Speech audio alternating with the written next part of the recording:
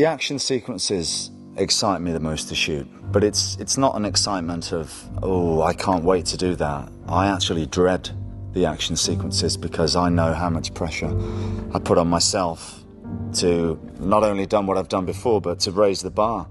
And when you've done things that people consider to be, I guess, you know, pretty high up there, raising the bar is not easy. You just got to get it into your head so that when they say action, you're not thinking, what's the next move? You're not thinking, it's happening. Because, you know, you do it so quickly that you can't actually think about it. It just has to be a reactive thing. So repetition, repetition, repetition. You just go over the fights again and again and again until it's natural, and that's martial arts. What makes a good action film is trying to do something different and try to raise the bar from what you've done before. I've done a lot of action films previously, so I could see an opportunity to do something different with the gunplay. I've got some very strong ideas about what to do there. You know, something that you haven't seen before.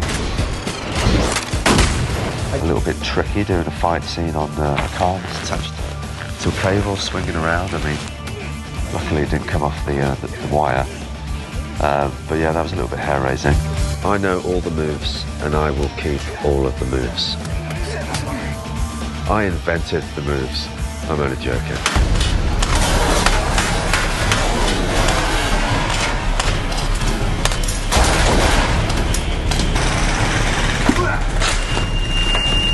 It's when you're with the partner, right? If you're with someone you trust, then you know that they're going to be in the right place for every movement, and they're not going to forget the choreography. And so you can delay things. But if you're working with some people that you're not a bit unsure about, it's kind of hard to get into that flow. We were using real baseball bats at points. It was pretty crazy. He's coming at me with a real axe.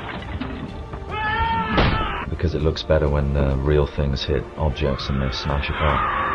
Because I remember when I was first starting out, posing was still a thing. You know, you do your kick and then the guy, and you do a pose or whatever. So I do these poses. I never felt comfortable with it, and it's kind of lame. It's cheesy. You don't want to pose. It's a Bruce Lee thing.